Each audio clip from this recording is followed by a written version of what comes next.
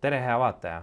Äsja avaldati maailma keskpankade küsitlus, milles selgus, et rekordiline arv keskpanku plaanib järgmise 12 kuu jooksul oma kullareserve suurendada. Miks nad neid kullareserve suurendavad ja mida see tähendab, tänases videos räägimegi. Video lõpus räägin ka sellest, mida see võiks tähendada konkreetselt kulla hinna jaoks, nii et jääge minuga.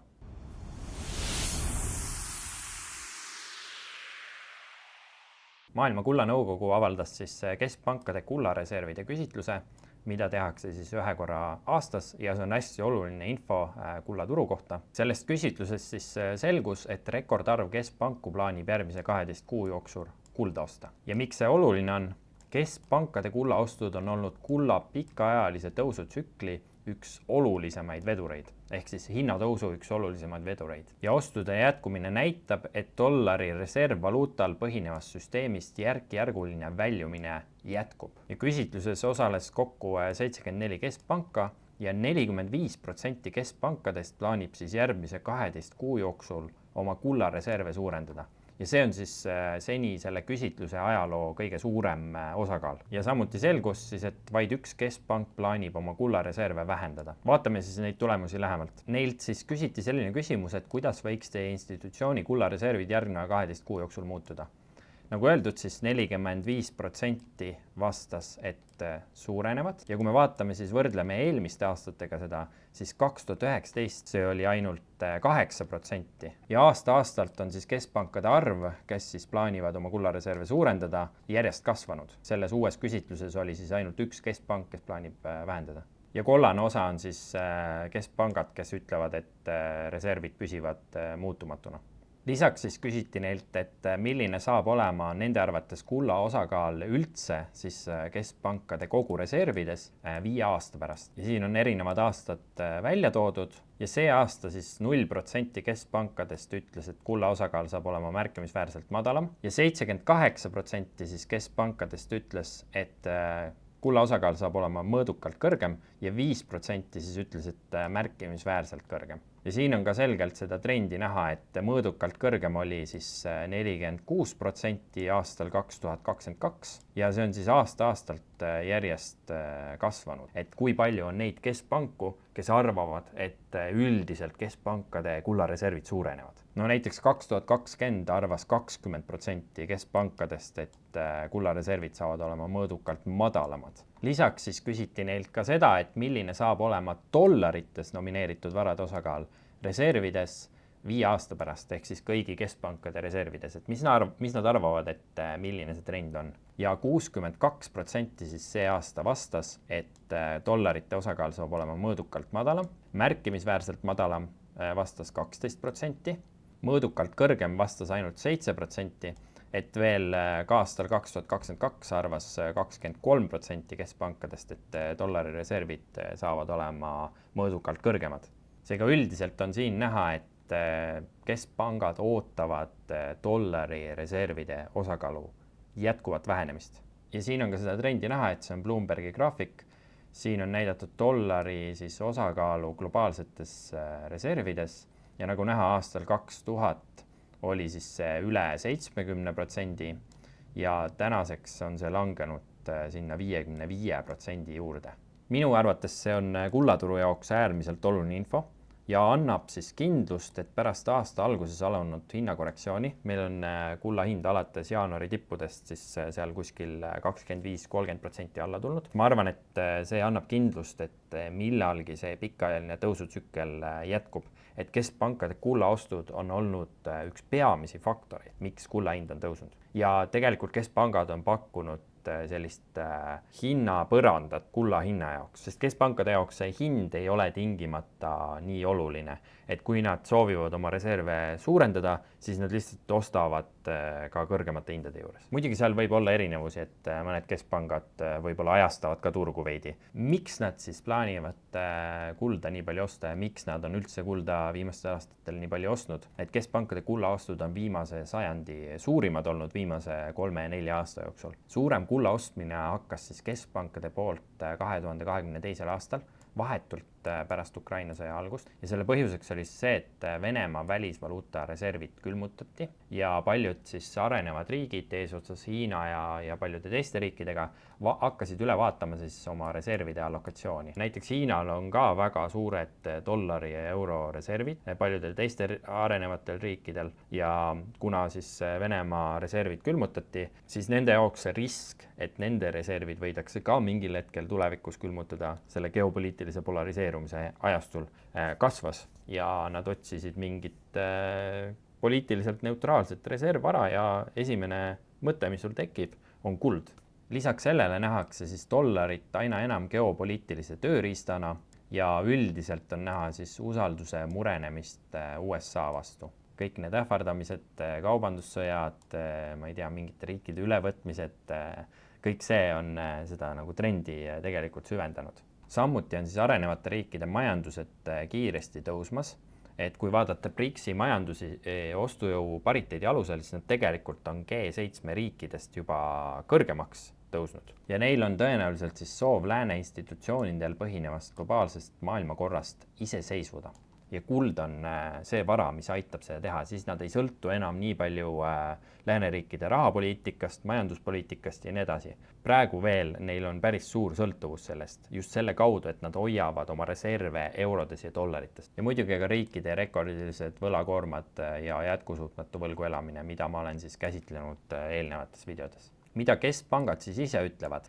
Küsitlusest selgus, et top 3 põhjust, miks kulda omatakse, esiteks kuld kui kriisikaitse, teiseks kuld kui pikaajaline väärtuse säilitaja ja inflatsioonikaitse ja kolmandaks siis reservide hajutamine, mida saab tõlkida siis niimoodi, et dollaritest loobumine ja kulla ostmine ja mis on väga oluline muutus võrreldes siin paari aastakümne taguse ajaga, on see, et kulda ei vaadata enam kui barbaarset relikti minevikust, et kui hoiame kulda ajaloolistel põhjustel ja nii edasi, vaid kui võtmetähtsusega strateegilist reservvara.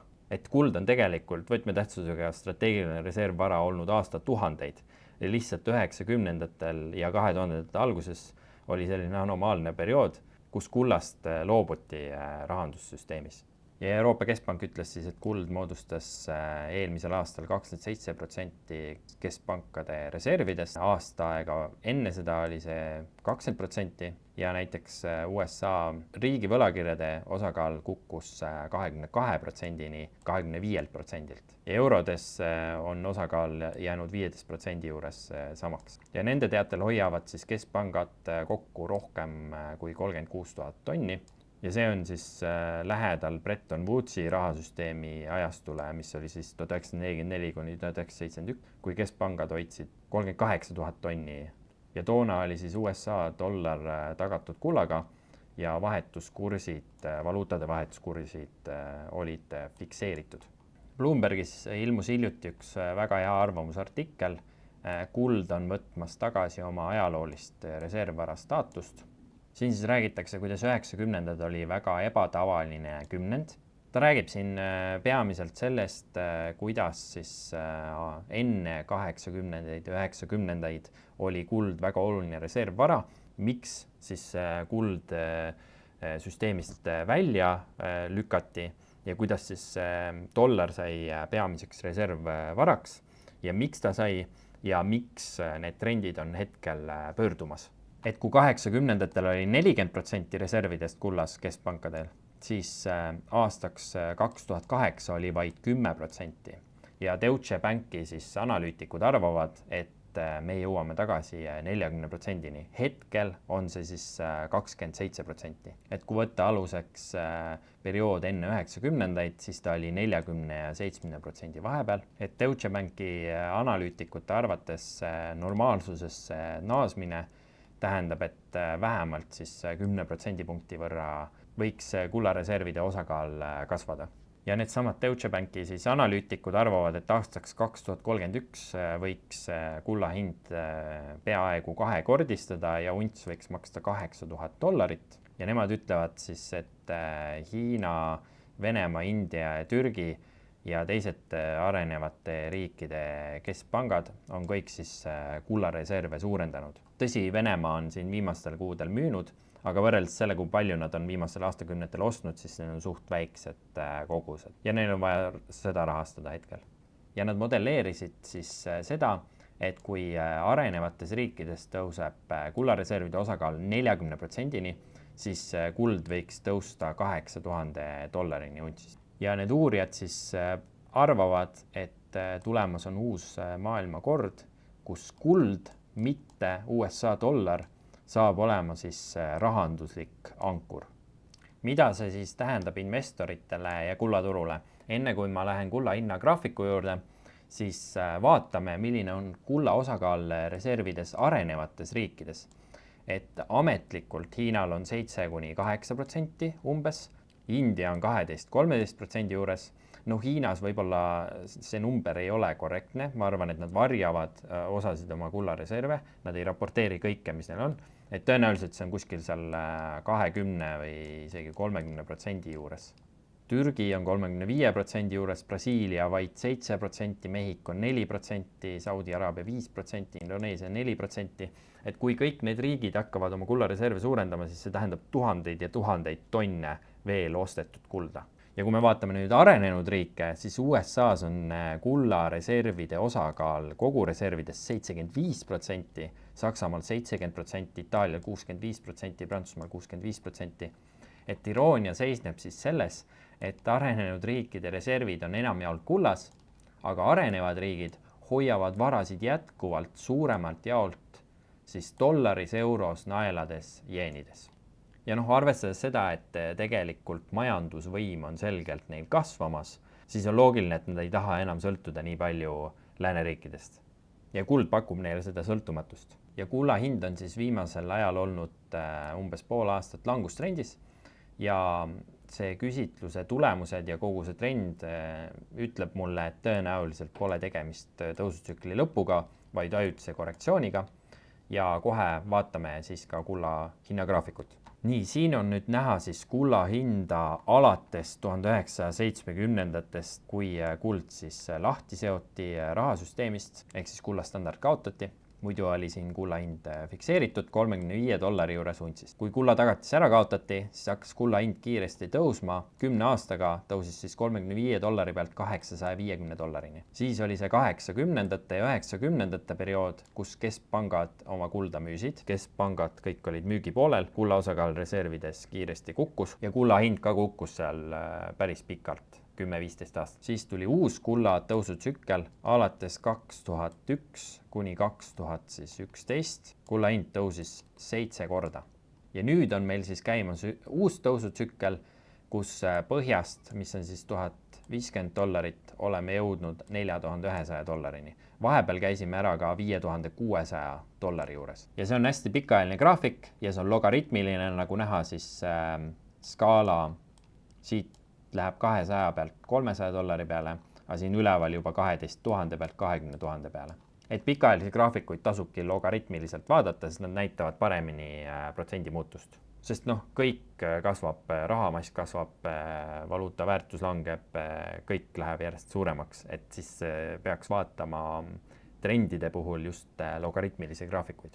Ja kui me projitseerime, siis 1970-ndate pullituru, mis on siis see joon siin, projitseerime siit põhjast siia üles, et kui meil oleks sama ulatusega pulliturg, siis see tähendaks $25,000 untsist. Ma ei ütle, et see juhtub kindlasti, aga see võimalus on olemas. Kui me võtame selle pullituru ja projitseerime selle siia üles, siis me saamegi siin $8,000 untsist ja arvestades seda, et siis arenevad riigid hoiavad ainult 5–15% reservidest jätkuvalt kullas, siis kui nad viivad selle 40%-ni, siis Deutsche Banki hinnangul võiks kulla hind tõusta $8000, ehk siis pikaajaline tõusutsükkel võiks jätkuda. Minu ametlik prognoos on aastaks 2030 ehk siis kuskil siiani $6500 untsist, aga ma arvan, et kui keskpankade ostud jätkuvad või suurenevad, siis me võime vabalt jõuda $8–9–10,000 untsist. Ja ma ei arva, et see viimane langus siin kujuneb mingiks pikaks korrektsiooniks, Seda me kindlasti ei näe, et 10-15 aastat kulla hind ei tõuse, sellepärast et see struktuurne põhjus on, et keskpangad ostavad kulda, aga siin keskpangad müüsid kulda, et ma ei näe, kuidas see trend võiks niimoodi järsult pöörduda, et keskpangad massiliselt kulda müüma hakkavad, et ma ei näe põhjuseid, miks nad seda tegema peaks. Ja see langus siin on umbes 30% langus, et meil tegelikult selle 2001 kuni 2011 bullituru ajal siin oli ka neid langusi, see langus siin on näiteks, seda ei ole hästi näha, aga siin on umbes 20% langus, siin on umbes 25% langus, siis finantskriisi ajal 2008 langes kulla hind ajutiselt siin 30% ja hakkas pärast seda tõusma. Et ma arvan, et see on pigem selline ajutine korrektsioon kullaturul. Muidugi on ka võimalus, et me läheme mitu aastat kestvasse korrektsiooni, midagi sellist, nagu meil oli siis 70-ndatel siin vahepeal, see oli siin, kestis mitu aastat ja hind kukkus tegelikult 50% sellel perioodil. Siin ta siis kukkus $200 pealt $100 peale ja tõusis siis pärast seda $100 pealt $850. Pigem ma arvan, et see on midagi sarnast, mis meil siin on, need langused 25, 30, 35%. Seega üldist pilti arvestades mina arvan, et see tõusutsükkel saab olema kuskil siin vahepeal, et alles siis me võime oodata mingit pikemat konsolideerumist, nii nagu meil oli pärast aastat 2011 või pärast aastat 1980. Seega ma arvan, et suht pikk tee on meil minna, et see kestab veel 5 kuni 12 aastat. Muidugi, kui meil selleks ajaks veel dollar või euro praegusel kujul eksisteerib, et kui peaks midagi juhtuma, rahasüsteem vahetuma, siis need numbrid muutuvad küllaltki tähtsusetuks. Et kulla hinna kasv peegeldab eelkõige valuutade väärtuse langust.